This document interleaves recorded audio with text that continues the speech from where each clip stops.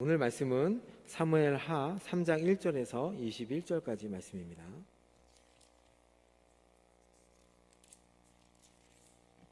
사무엘하 3장 1절에서 21절까지 말씀, 우리 한 절씩 교독하고 마지막 절은 봉독하도록 하겠습니다. 3장 1절입니다. 사울의 집과 다윗의 집 사이에 전쟁이 오르매 다윗은 점점 강하여 가고 사울의 집은 점점 약하여 가니라. 다윗이 헤브론에서 아들들을 낳았을 때 맏아들은 암논이라.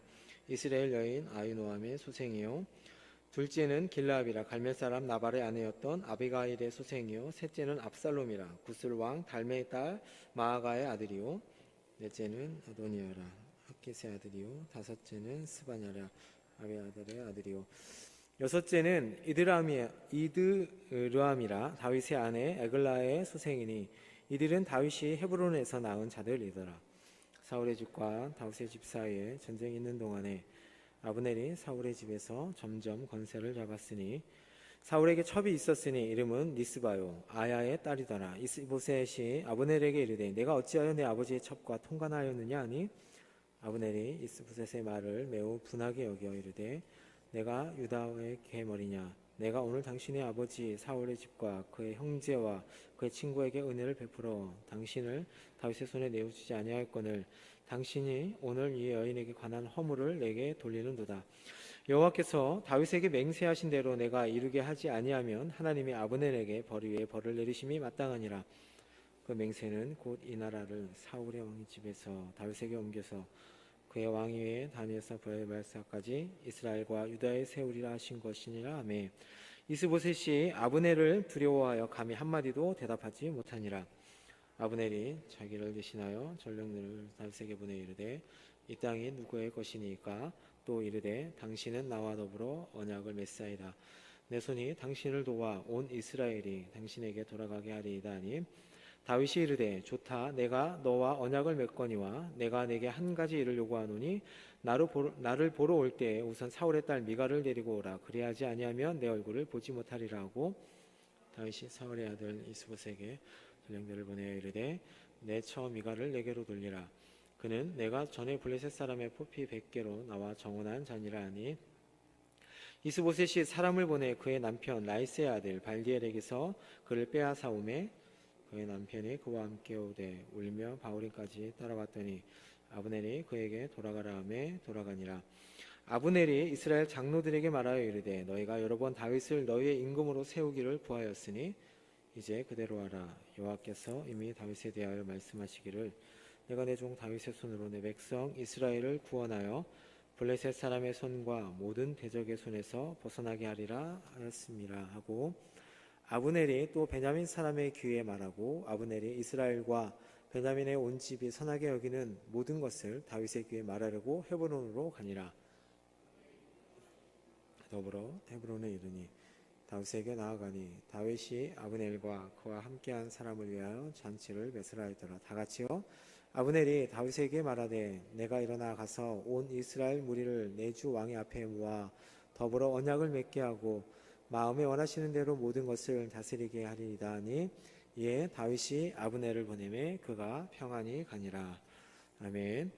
주보에 나와 있는 제목이 아니라 다른 제목, 점점 더 강하여 가고 점점 더 강하여 가고란 제목으로 수요 말씀 보도록 하겠습니다. 우리는 2장에서 다윗의 군대와 이스보셋의 군대가 전쟁하는 것을 보았습니다. 동족끼리 피를 흘리는 비극을 저희가 보았습니다. 이스라엘 동족 전투가 이제 끝나고 나서 양측의 피해를 조사해 보니까요. 다윗의 군대는 19명을 잃었고 아브넬의 군대는 360명을 잃었습니다. 2장 30절과 31절에 그렇게 나와 있습니다. 죽은 다윗의 군인 19명 중 12명은 기브온 연못에서 죽었죠. 한 사람씩 죽이는 그런 전투에서 똑같이 12명씩 죽었습니다. 그리고 따져보면 전투에서는 7명이 죽은 것이고 이스보셋의 군인은 348명이 전투에서 죽은 것입니다. 어떻게 보면 일방적인 싸움으로 다윗의 군대가 승리한 것입니다. 다윗의 군대의 군인들은 대부분 유다 사람들이었고 이스보셋의 군인들은 대부분 베냐민 사람들이었습니다. 이 전투가 끝나고 나서 이제 휴전을 맺고 요압은 자신의 동생 아사엘을 베들레헴에 장사하고 밤새 50km 거리가 되는 거리를 밤새 행군해서 헤브론으로 돌아오게 됩니다. 자, 그 군대는 이제 휴전을 했지만 오늘 3장 1절을 보시면 뭐라고 시작하냐면 사울의 집과 다윗의 집 사이에 전쟁이 오래다라는 말씀으로 시작합니다. 그런데 보니까 싸우면 싸울수록 다윗은 점점 강해지고 사울의 집은 점점 약하여진다라고 전하고 있습니다. 그러니까 2년 동안, 여기서 기간은 나와 있지 않지만 약 2년 동안 두 집안의 싸움의 성향이 어땠다고요? 다윗의 집은 점점 강해지고 사울의 집은 점점 약해진다는 것입니다. 어떻게 보면 사울 집안 쪽에서 보면 불리한 전쟁을 계속 2년 동안 질질 끌고 가게 된 것이죠. 그렇다고 사울의 집에서는 다윗과 싸우지 않을 수 없는, 꼭 싸워야만 하는 입장이었던 것입니다. 그러면서 2절부터 무슨 얘기가 나오냐면 족보 얘기가 나옵니다. 갑자기 뜬금없이 족보, 다윗의 아내들을 통하여서 낳은 아들들의 이름들이 나오게 됩니다. 그러니까 저자는 다윗과 사울의 집안의 갈등에 대한 이야기를 잠시 멈추고 다윗이 헤브론에서 낳은 아들들의 이름을 나열합니다. 6명의 아내를 통해서 자녀들을 낳는데요. 고대에 이 자녀가 많았다는 것은 그 집안이 점점 더 강성해진다는 의미가 있습니다. 사울의 집은 점점 더 쇠퇴해져 가고 다윗의 집은 점점 더 강성해지는 것을 보여주는 것이 뭐냐면 2절에서 5절에 나와 있는 족보입니다. 또한 그 배후에는 하나님의 섭리가 작용했음을 이 저자는 드러내고 싶어서 그 족보를 그 앞에 써 놓은 것이죠. 앞장에서 이 다윗에 의해서 세워진 이 남쪽 유다와 그리고 이스보셋에 의해서 세워진 이스라엘이 동시에 존재하긴 하지만 기브온 전투에서 누가 승리했죠? 다윗 집안이 승리했습니다. 다윗에게 승리가 돌아감으로써 이미 두 왕가의 운명은 정해져 있습니다. 다윗이 점점 더 강화해져 가고 사울의 집은 점점 더 약해져 가는 것입니다. 앞에서 보았던 이 사무엘상 18장부터 31장까지는 다윗과 이 사울의 개인적인 이 대립을 얘기하고 있다면 사무엘하 1장과 4장, 5장에서 다윗이 왕으로 등극하게 되거든요. 그 전까지는 다윗의 집과 사울의 집을 대비해서 대립하는 구도를 사무엘서 저자가 적어놓고 있다는 것입니다.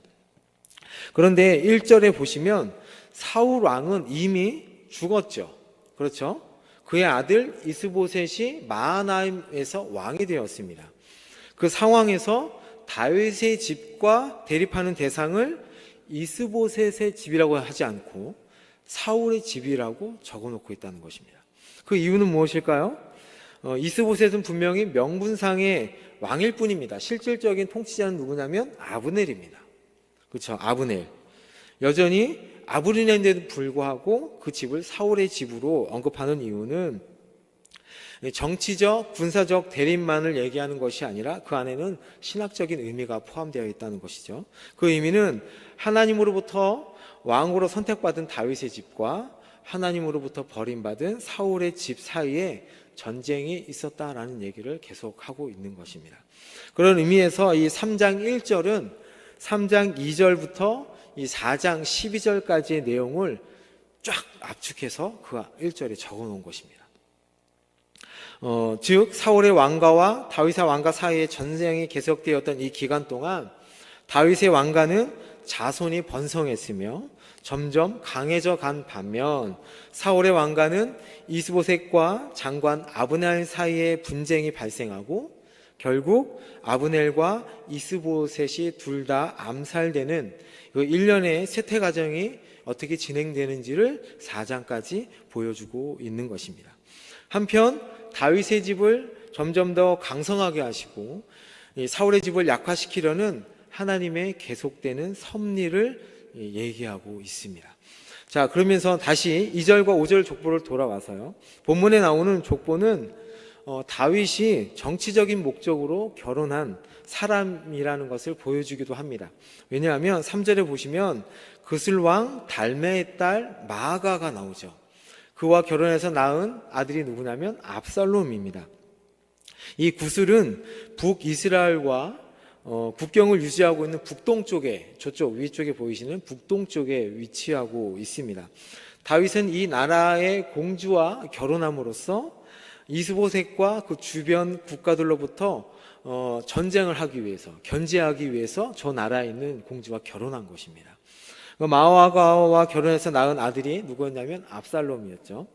이 압살롬이 나중에 반역하고 다윗이 다시 그 나라에 들어올 때 도망간 땅이 어디냐면 바로 저기 구슬 땅입니다. 네.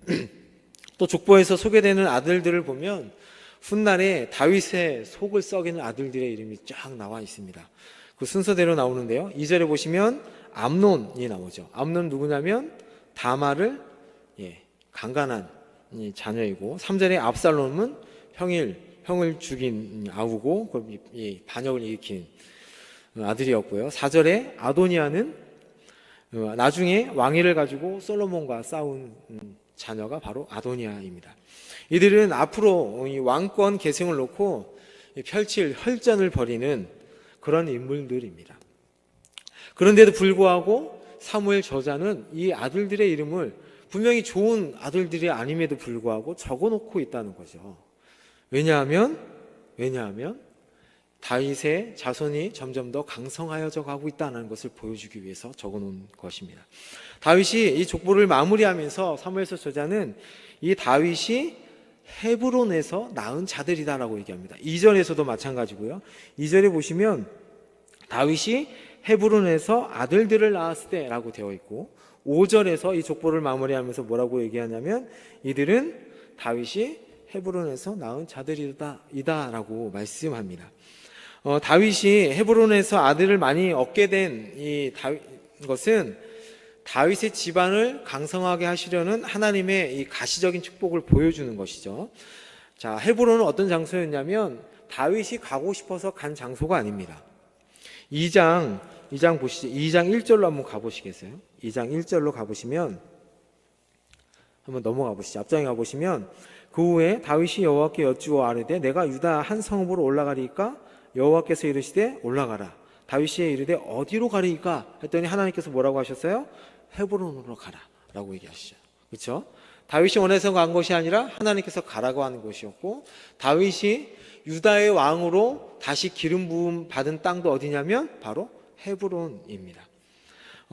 이 헤브론은 하나님께서 다시 다윗을 강성하게 하시고 다윗을 다시 하나님의 왕으로 세우시려고 하는 그 중요한 위치가 바로 헤브론이라는 것을 얘기하고 싶은 거예요, 사무엘 저자가. 네. 그래서 앞으로 그의 왕조가 하나님으로 인해 많은 계승자들로 인해서 든든히 세워져 갈 것을 암시하는 것입니다. 그러면서 1절에 제가 압축해 놓은 말씀이 1절이라고 했는데 뭐라고 얘기하냐면 다윗의 집이 점점 강해져 간다라고 말씀합니다. 한 번에 강해졌다가 아니고요. 뭐라고 얘기하냐면 점점 강해진다는 겁니다. 점점. 다윗의 삶이 그랬죠. 처음에는 비천한 목동에서 군대 장관으로, 그 장군에서 어디에요? 유다 지파의 왕으로, 나중에는 이스라엘 왕으로 점점 더 강성해지는 것을 보게 됩니다. 우리의 삶도 마찬가지입니다. 단번에 휙 하고 잘 되면 좋겠지만 하나님께서는 그렇게 하시지 않으시죠. 다윗이 그렇게까지 강해지기까지 수많은 연단과 고난과 어려움이 있다는 것을 우리는 다 알고 있습니다. 하나님께서는 한 번에 강하게 하지 않으시고 점점 더 강하게 하신다는 것입니다. 고린도후서 4장 16절을 보시면 이 말씀이 있죠. 다 같이 한번 읽어보겠습니다. 시작. 그러므로 우리는 낙심하지 아니하노니 우리의 겉사람은 낡아지나 우리의 속사람은 날로 새로워지도다. 네, 새로워지도다. 그러니까 우리의 겉사람은 점점 더 약해지나 우리의 속사람은 점점 더 강해진다라는 말씀도 되는 것이죠. 네. 저는 예전에 가끔 그런 생각을 좀 해보기도 했습니다. 하나님이 이 로또 맞게 해주시면 이거 한 방에 해결될 텐데, 한 번에 끝날 것 같은데 왜 한 방에 안 해주시는가요? 이런 생각을 한 적이 있습니다. 여러분, 로또 40억짜리 맞으면 좋을까요? 안 좋을까요? 좋다고 생각하시는 분 있을지도 모르겠습니다. 저도 그 생각 한 적이 있었어요. 정말 너무너무 힘드니까 한 방에 끝내주십시오. 어떻게든 한 방에 끝내주시면 좋을 것 같은데 하나님은 절대 그렇게 않으십니다. 만약 제가 복권 맞았으면 제가 이 자리에 있을까요? 없겠죠. 더 가난해졌을 것이고 더 타락했을 것이고 돈을 더 사랑했을 것입니다. 다윗을 인도하신 하나님께서는 우리에게도 똑같이 그렇게 인도하신다는 거예요. 점점 더 조금씩. 이 사실을 믿고 순간순간 하나님의 뜻을 지키며 나아가는 것이, 그렇게 인내하고 참고 순종하시면 하나님께서 우리를 점점 더 강하게 하신다는 것입니다. 그래서 잠언 4장 18절을 보시면 이 말씀이 있습니다. 의인의 길은 돋는 햇볕 같아서 점점 빛나서 원만한 광명에 이르거니와. 점점 더 빛나서 원만한 광명에, 그 꾸준한 그 빛을 발하게 된다라는 말씀입니다. 1절 말씀을 이렇게 한번 바꾸어 보았습니다. 사울의 집과 다윗의 집 사이에 전쟁이 오래지만 하나님께서 다윗을 점점 강하게 하시고 사울의 집은 점점 약하게 하시니라. 그렇게 하나님께서 이루어 가신다는 것입니다. 그러면서 6절에서 11절은 이 사울의 왕가의 쇠퇴를 보여주는 장면입니다. 앞에서 이 다윗의 왕가의 강성을 보여주고, 이 단락에서는 이제 아브넬과 이스보셋의 이 불화에 대해서 다룸으로써 사울 왕가의 쇠퇴의 증거를 보여주고 있습니다. 사울의 집이 점점 약해지는 원인 가운데 하나가 뭐냐면 아브넬이 그 집에서 큰 권세를 누리고 있기 때문입니다. 자, 6절 말씀 한번 저희가 볼까요? 6절 우리 한번 읽어보도록 하겠습니다. 시작. 사울의 집과 다윗의 집 사이에 전쟁이 있는 동안에 아브넬이 사울의 집에서 점점 권세를 잡으니라. 이 사무엘서 기자가요, 이 점점이란 단어를 의도적으로 쓰고 있어요. 아브넬이 점점 더 권세를 잡아서 나아가고 있다라고 얘기합니다. 이 얘기는 이 아브넬의 권세가 이스보셋의 권세보다 더 강하다고 얘기합니다. 하늘을 찌를 듯이 더 높았다고 얘기하는 것이죠. 아무리 이 권세가 있는 이 군대 장관이라도 이 선왕의 첩을 취했다는 것은 명백한 죄악입니다. 그럼에도 불구하고 이 아브넬은 나중에 저희가 보겠지만 오히려 자신이 사울 왕조의 힘이 되었으면 되었지, 어떻게 너가 나한테, 이스보셋 당신 왕이 나한테 이런 말 할 수 있느냐라고 대꾸하면서 대들잖아요. 이게 말이 안 되는 거잖아요. 그렇죠? 그럼에도 불구하고 아브넬이 그렇게 얘기했다는 것은 뭐예요? 자기가 더 권세를 갖고 있다는 것을 얘기하는 겁니다. 이것은 사울 왕가는 하나님의 폐위 선언에도 불구하고 아브넬의 인간적인 노력으로 재건되었지만, 하나님은 이 사울 왕가의 재건의 공로자인 아브넬을 통해서 이것을 역이용하셔서 사울 왕가를 점점 더 약하게 하신다는 것을 보여줍니다. 잠깐 이 사울의 첩으로 등장하는 이 리스바라는 여인을 잠깐 보도록 하겠습니다. 이 여인은 사울의 두 번째 아내입니다. 그 아내로서 알모니와 무비보셋 들어보셨죠? 무비보셋의 어머니입니다. 후에 이 기브온 사람의 일로 이 두 아들을 잃고 수개월 동안 그 시체 앞에서 슬퍼하는 모습으로 나타나게 됩니다. 다윗은 이 아들들의 시체를 사울과 요나단의 그 무덤에 같이 장사하게 되죠. 이 여인이 분명히, 이 리스바도 분명히 사울의 두 번째 아내였습니다. 그렇죠? 두 번째 아내였습니다. 성경에 그렇게 나오는데 오늘 본문에는 뭐라고 나오냐면 사울의 뭐라고 나오는지 아세요? 첩으로 나옵니다. 그렇죠? 첩으로 표현한다는 거예요. 이전에서 오전에 나와 있는 다윗의 아내들과 대조하는 겁니다. 일부러. 다윗에게는 미가를 제외하고는 나머지 아내들은 다 첩과 같은 존재들입니다. 그런데 오늘 본문에 의도적으로 이 리스바는 첩이라고 얘기하고 있고 다윗의 왕의 다른 아내들은 아내라고 얘기한다는 것이죠. 그것은 다윗을 이렇게 띄우는 겁니다. 다윗을 점점 강성해져 가고 있다는 것을 이렇게 띄워서 보여주는 것이죠. 자, 7절에 보시면 사울에게 첩이 있었으니 그 이름은 리스바요 아야의 딸이더라. 이스보셋이 아브넬에게 이르되 내가 어찌하여 내 아버지의 첩과 통관하였느냐라고 얘기합니다. 그러니까 이스보셋이 아브넬에게 내가 어찌하여 내 아버지의 첩과 통관하였느냐라는 이 말은 물론 이 성적인 부도덕한 짓을 왜 저질렀느냐라고 말도 하는 것이기도 하지만 그 당시의 관행에는요, 선 왕의 아내를 취했다라는 것은 오직 그 왕의 계승자에게만 허락되는 것이었습니다. 왕이 될 사람만 그것을 그 아내를 가질 수 있었거든요. 그런데 아브넬이 사울의 왕의 첩과 동침했다는 것은 곧 자신이 왕이 계승자임을 선언하는 것과 마찬가지였다는 것입니다. 이런 맥락에서 이스보셋이 아브넬을 이렇게 꾸짖는 것이죠. 그러나 아브넬은 속내는 어떤 마음이었냐면 그 왕위를 찬탈하기 위해서 그렇게 하지 않은 것입니다. 왜냐하면 아브넬이 마음만 먹었으면 굳이 그 선 왕의 아내를 취하해서 왕이 되려고 하지 않아도 마음만 먹으면 군사적인 힘으로 자신이 왕이 될 수 있었습니다. 그리고 굳이 이스보셋을 데리고 와서 마하나임에서 왕으로 등극시키잖아요. 굳이 그 일을 하지 않아도 되는데 그 일을 했다는 것이죠. 그리고 또 8절에 보면 자신은 사울 왕가를 위해서 충성을 다했다고 얘기합니다. 그런 것을 보면 왕권을 찬탈하려고 자기가 왕위에 올라가려고 그 일을 했다는 것이 아닌 것을 저희가 알 수 있습니다. 왜냐하면 이미 자기가 꼭 굳이 왕이 되지 않아도 왕의 자리에 앉아 있으니까 그런 거예요. 이미 권세의 자리에 있기 때문에. 그러니까 8절에 보면 이 아브넬이 뭐라고 얘기하냐면 매우 분하게 여겼다고 얘기합니다. 자신을 그럴 것밖에 생각 안 하는 이스보셋에게 괘씸한 것이죠. 그래서 이스보셋에게 8절에 뭐라고 얘기하냐면 내가 유다의 개 머리냐 이렇게 하고 나와 있는데 원어에는요 개 대가리냐라고 되어 있어요. 원어에는. 그 얘기는 뭐냐면 이 성경에서 개라는 단어를 쓸 때는 뭐냐면 성적으로 난잡한 것을 사용할 때 개를 쓰거든요.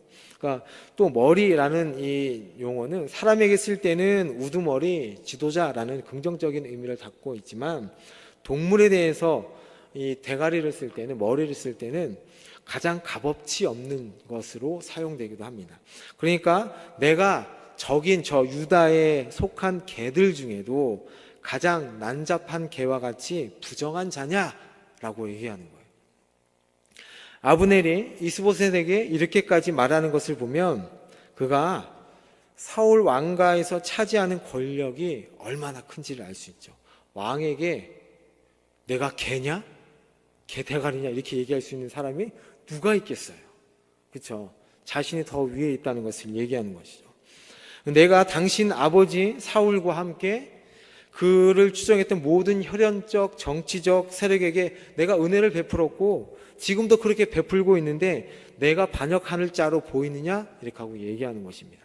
그러면서 자신을 사울과 동등한 위치에 놓고 은혜로울 지금도 베풀고 있는 사람이다 라고 얘기합니다. 또 가만히 보시면요 내가 다윗의 손에 너를 내주지 않았다라고 얘기합니다. 다윗으로부터 내가 너를 보호해주고 있고 언제든지 내가 너를 다윗의 손에 넘겨줄 수 있는 자다라고 얘기하면서 오히려 협박을 하고 있습니다. 그러면서 아브넬은 뭐라고 얘기하냐면 9절에 여호와의 맹세를 거론하면서 이 이스보셋을 협박을 하죠. 아브넬은 점점 다윗의 집이 강성의 감을 보고 여호와께서 다윗과 함께하는 것으로 분명히 알고 있었습니다. 그러면서 여호와께서 맹세하셨다. 다윗에게 맹세하셨다. 다윗 너를 왕으로 세우겠다라는 맹세를 다윗에게 했다라고 얘기합니다. 그러면서 내가 다윗을 위해서 여호와께 대하여 옳게 행하지 아니하면 하나님께서 나에게 벌 위에 벌을 내리심이 마땅하다라고 고백을 합니다. 또 10절에 보시면 여호와께서 사울의 집안으로부터 왕국을 옮기시어 다윗의 왕위를 일으키시려 하신 것이 여호와의 맹세의 내용이었다고 고백을 하죠.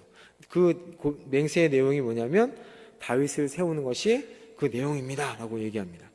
한편 이 맹세의 내용을 얘기하면서 무엇을 또 언급하냐면요, 이스라엘 땅의 지경까지 언급을 합니다.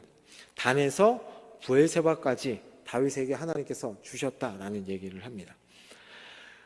이렇게 아브넬이 이스보셋에게 협박 아닌 협박과 그리고 여호와의 맹세까지 거론하면서 여호와의 이름을 들먹이면서까지 얘기하는데, 그 얘기는 뭡니까? 아브넬이 이 이스라엘의 이 나라를 다윗에게 주겠다고 하는 반역의 말까지 그 안에 포함되어 있는 거잖아요.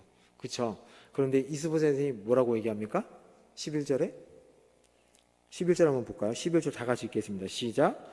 이스보셋이 아브넬을 두려워하여 감히 한마디도 대답하지 못하니라. 한마디도 대답하지 못하는 것입니다. 아브넬은 지금까지 상황을 쭉 보니까 마음의 갈등을 겪고 있는 것입니다. 아무리 생각해봐도 이스보셋은 다윗처럼 그렇게 굳건한 왕이 아닌 것 같고, 그렇다고 사울 집안에 보니까 사울 집안에도 그러한 인물이 없는 것 같고, 게다가 사무엘이 살던 시대부터 지금까지 한간에 떠도는 이 소문은 무엇이냐면, 여호와가 오래전부터 이스라엘 왕으로 삼으시려고 사울을 통해서 다윗에게 기름을 부었는데, 이 소문이 지금 떠돌고 있는데 내가 어떻게 해야 될까? 라는 갈등을 겪고 있는 찰나에 이스보셋이 그 말을 하니까 옳다구나 라고 마음의 결정을 내리는 장면입니다. 아브넬의 행동을 보면 얼마나 악한 사람인지 저희들이 보게 됩니다. 그가 다윗을 향한 하나님의 맹세를 거론하면서 하나님의 뜻을 알고 있었다면, 그는 사울이 죽은 후에 이스보셋을 왕으로 옹립할 것이 아니라 다윗을 이스라엘의 왕으로 추대해야 옳았습니다. 만일 그렇게 했다면 민족끼리 피를 흘리며 싸우는 일도 아마 없었을 것입니다. 그러나 그는 자기의 이기적인 탐욕과 자기의 그 권력을 채우기 위해서, 그 욕심을 채우기 위해서 이스보셋을 꼭두각시 왕으로 세우고 권력을 장악하여서 이스라엘을 좌지우지하고 있었던 것입니다. 6절을 보시면 뭐라고 나와 있냐면, 아까 저희들이 읽었지만 전쟁이 있는 중에도 아브넬이 권세를 더 얻었다라고 말씀합니다. 사울의 집과 다윗의 집 사이에 전쟁이 있는 동안에 아브넬이 사울의 집에서 점점 권세를 잡았다. 전쟁으로 인해서 사람들은 죽어나가는데 아브넬은 뭐 했다는 거예요? 권세를 잡아서 자신의 이익을 챙기고 있었다는 것이죠. 네. 그래서 아브넬의 말은 맹세를 언급하며 했던 이 말, 여호와의 맹세를 했던 이 말은 진심일까요? 거짓일까요? 거짓입니다. 네. 하나님의 이름을 빌어서 자신의 권력을 이용한 것입니다. 우리는 이 아브넬을 보면서 정말 이 천벌받은 놈, 어떻게 이렇게 악할 수 있느냐. 드라마에 보면 그런 일이 있잖아요. 회사가 망해가고 집안이 망해가는데 자신의 이익을 다 챙겨가면서 뻔뻔하게 자기가 회사를 세웠다고 하는 그런 악역을 맡는 사람들을 보잖아요. 이 아브넬을 보면 우리가 욕해도 괜찮을 것 같습니다. 이런 천벌을 받은 놈, 악한 놈, 막 이렇게 욕해도 될 거 하고 끝내면 좋겠지만, 네. 우리는 거기서 끝나면 안 되고 그 뒤에 있는 무엇을 봐야 되냐면, 하나님의 다윗을 어떻게 돕고 계시는지를 봐야 합니다. 예. 다윗을 왕으로 삼으시려는 하나님의 계획이 아브넬과 이스보셋의 불화를 통해서 이제 시작됐구나라는 것을 저희는 봐야 합니다. 너의 불행이 나의 행복이다. 이 악한 자들의 불행이 이 다윗의 행복이다라고 보시면 안 돼요. 그게 아니라 악한 자들의 악한 행동을 통해서도 하나님께서 하나님의 일을 이루어 가시고 계시는구나 라는 것을 봐야 합니다. 하나님께서는 이렇게 선한 사람들을 통해서만 일하시지 않는다는 겁니다.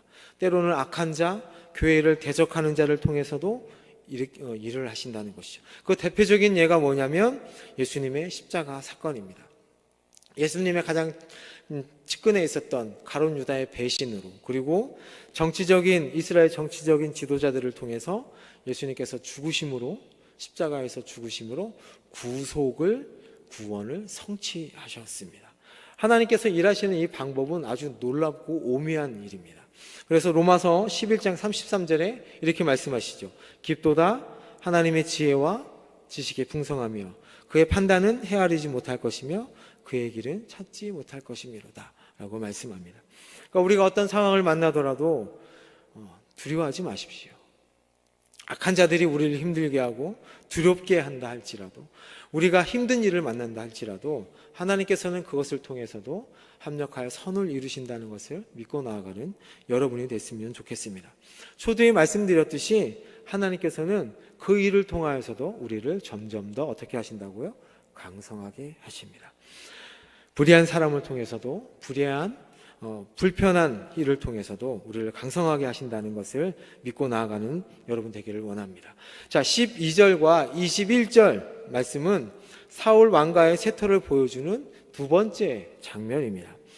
이스보셋을 배반한 아브넬이 이제 다윗과 정치적으로 협상하는 장면이 나옵니다. 아브넬이 다윗 왕에게 국가 통합을 위한 언약 체결을 제의한 데 대해서 다윗은 무엇을 얘기하냐면 사울의 딸 미가를 나한테 데려와라. 그러면 내가 너와 다시 협상하겠다, 언약을 맺겠다라는 장면이 나오고, 아브넬은 그 소식을 듣고 가서 이스라엘 장로들과 베냐민 지파 사람들을 설득하는 장면이 그 나머지 12절에서 21절까지 얘기입니다. 그런데 오늘 그 12절에서 21절을 보시면 아브넬이 얼마나 교만한지를 저희가 볼 수 있습니다.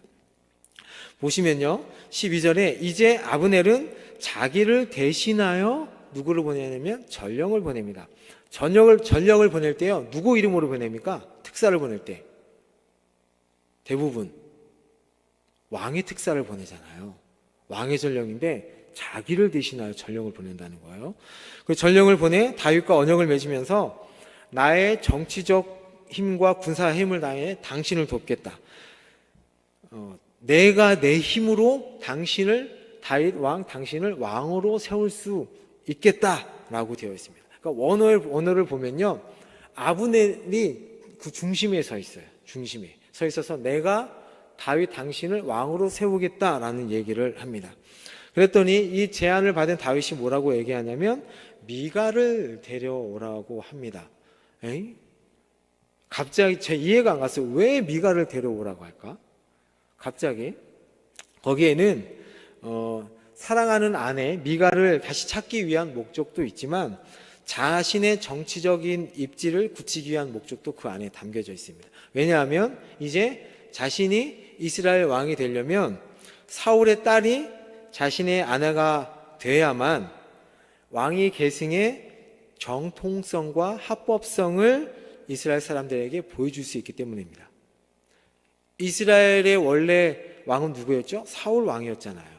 그런데 사울의 딸인 미갈이 부인이 되면 내가 이 나라의 왕이 돼도 아무런 하자가 없겠구나라는 것을 보여주기 위해서 미갈을 데려오라고 하는 것입니다. 이렇게 해서 다윗은 이스보셋에게 그 전령을 보내서 데려오라고 하고, 아브넬이 이스보셋에게 명령하여서 빨리 미갈을 보내라고 얘기합니다. 그런데 여기 뒤에 보니까요, 이미 다윗은 여러 명의 아내가 있는데도 불구하고 잘 지내고 있는 발디엘과 부부생활 잘하고 있는 미갈을 다시 데려오게 되죠. 왜냐하면 그 안에 정치적인 의도가 있다는 것을 저희가 알 수 있습니다. 그러면서 17절과 18절을 보시면 이 일과 동시에 아브넬이 북이스라엘의 장로들과 베냐민 지파를 설득하는 장면이 나옵니다. 설득이라기보다는요, 통보합니다. 이스라엘 장로들한테. 18절을 보시면 너희는 뭐라고 합니까? 그냥 그대로 해라. 그대로 해라 라고 얘기합니다. 장로들은 안 그래도 아브넬이 이스라엘을 자기 마음대로 지었다 폈다 하는 것을 보면서 자신들의 왕은 다윗이 되었으면 좋겠다라는 마음을 가지고 있었지만 그것을 겉으로는 표현하지 못했는데 아브넬이 이렇게 얘기하는 거예요. 야, 이제 다윗이 우리의 왕으로 삼자, 다윗을. 그렇게 얘기하니까 그 뒤절에 보시면 선하게 여겼다라고 얘기합니다. 선하게 여겼다. 그리고 19절에 보시면 장로들에게 갔던 아브넬이 이번에 누구한테 가냐면 베냐민 지파에 가서 말을 하는데 특별한 구절이 하나 있습니다. 아브넬이 또 베냐민 사람의 귀에 말하고라고 되어 있잖아요. 그렇죠? 이 귀에 말한다라는 것은요, 조심스럽게 얘기한다는 뜻을 갖고 있습니다. 조심스럽게 베냐민 지파한테 왜 그렇게 얘기했을까요?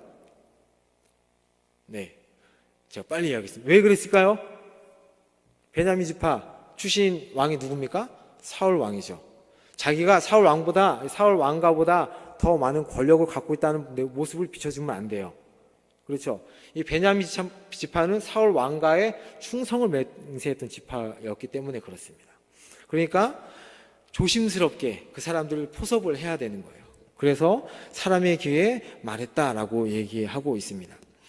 특이한 점은 오늘 12절에서 21절까지 본문에 주인공이 꼭 누구 같냐면 아브넬 같습니다. 보시면요, 아브넬이 19절에 또 보시면 또 아브넬이 이스라엘 백성 장로들에게 베냐민 지파에게 얘기했다고 나옵니다. 중간에 다윗이 잠깐 등장하는 것 같지만 주인공이 꼭 아브넬인 것 같습니다. 다윗이 미가를 보내라고 이스보셋에게 말을 했지만 행동이 누가 했어요? 아브넬이 했고, 헤브론 미가를 데리고 오는 것도 아브넬이 했고, 그 소식을 전한 것도 다 아브넬이 했습니다. 그러니까 사울의 왕가가 쇠퇴하고 다윗의 왕가가 든든히 세워지는 데 결정적인 역할을 한 사람이 꼭 아브넬 같습니다. 그렇죠? 아브넬이 모든 공을 세운 것 같습니다. 다윗이 왕이 되는데. 그런데 아브넬은 이미 기울어진 이 사울 왕가에 더 이상 기댈 것이 없음을 깨닫고 그냥 버리기로 한 것 뿐이에요.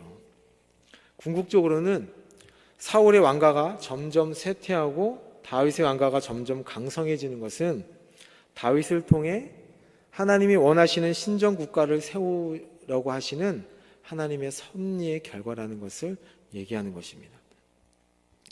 20절과 21절은 아브넬이 얼마나 교만한지를 보여주죠. 자기 부하 20명만 데리고 적진에 들어가기도 하고, 21절에 내가 일어나서 가겠다라고, 그 일을 내가 성취하겠다라는 것을 보여주기도 합니다. 그러니까 이렇게 호언장담하면서 아브넬이 내가 이 일을 행하겠다, 다윗 당신을 여호와께서 택하신 왕으로 세우겠다라고 얘기하지만 27절을 보시면 다음 주에 보게 되겠지만요, 이 아브넬이 어떻게 죽습니까? 그냥 요압의 의에서 그냥 바로 죽어버립니다. 네, 어이없게 죽게 되죠. 이것은 결국 하나님의 왕국은 인간의 뜻으로 이루어지는 것이 아니라 하나님의 주권적인 역사와 섭리로 이루어지는 것이라는 것을 보여주는 말씀입니다. 이 세상도 마찬가지입니다. 이 세상엔 힘의 원리가 다 움직이는 것 같고, 세상의 뜻대로 되어가는 것 같고, 세상의 주인공인 것 같습니다. 힘 있는 자가, 권력 있는 자가, 잘난 자가, 돈 있는 자가 주인공이 되어서 이 세상을 이끌어가는 것 같습니다. 세상도 마찬가지죠. 자기가 주인공인 양 살아갑니다. 오늘 아브넬이 그랬던 것처럼 자신이 자신의 인생의 주인공인 것처럼, 능력과 힘만 있으면 주인공인 것처럼 살아가는 것이 바로 세상입니다. 그러나 자신의 삶은 평안한 것처럼 보이지만, 21절에 평안이 같다라고 얘기하지만 결국 결말은 비참한 죽음으로 끝난다는 것을 오늘 본문을 통해 말씀해 주고 있습니다. 오늘 본문의 주인공은 누구일까요? 우리가 보기에 아브넬이 주관하고 아브넬이 통일 왕국의 이스라엘을 만드는데 주역인 것 같지만 결국은 이 역사의 주인은 하나님이심을 말씀합니다. 오늘 본문 구조와 내용을 보시면요, 이렇게 되어 있습니다. 1절을 보시면요, 아까 얘기했듯이 결론을 얘기합니다. 그렇죠? 다윗의 집은 점점 강성해지고 사울의 집은 점점 더 약해지니라. 그 증거가 뭐예요?